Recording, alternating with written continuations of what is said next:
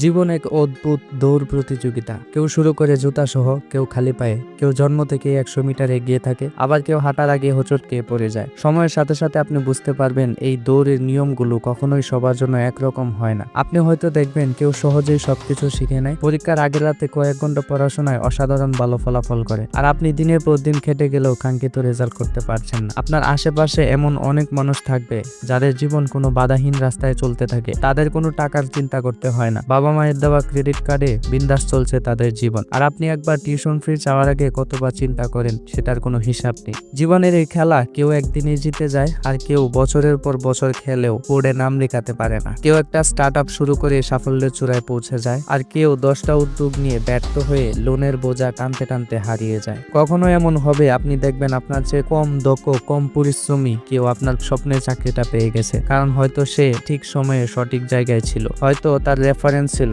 হয়তো ভাগ্য তার পক্ষে ছিল। এসব ভেবেই হয়তো আপনার নিজের উপর রাগ হবে, জীবনকে ব্যর্থ মনে হবে। কিন্তু বাস্তবতা হলো এই প্রতিযোগিতায় আপনি যদি শুধুই তুলনায় ব্যস্ত থাকেন, তাহলে ক্লান্তি ছাড়া আর কিছুই পাবেন না। এখানে কেউ একটা গাড়ির মালিক হওয়ার স্বপ্ন দেখে, আরেকজন সেই গাড়িটা বদলে আরো দামি কিছু চায়। বড় ফ্ল্যাটের মালিক হওয়া সত্ত্বেও মানুষের স্বপ্ন থাকে আরো বড় কিছু পাওয়ার। তাহলে উপায় কি? উপায় হলো নিজের লেন ঠিক করা। এই দৌড় কারোর জন্য নয়, আপনার নিজের জন্য। অন্যের জীবনের দিকে না তাকিয়ে নিজের গতিতে এগিয়ে যাওয়া। জীবন সব সময় ফেয়ার হবে না, কিন্তু আপনি নিজেকে প্রস্তুত করতে পারেন, সময়ের সাথে সাথে নিজেকে গড়ে তুলতে পারেন। কারণ সত্যিকারে জয়ী হওয়ার জন্য গন্তব্যে পৌঁছানো দরকার নেই, দরকার শুধু এক পা এক পা করে সামনে এগিয়ে যাওয়া।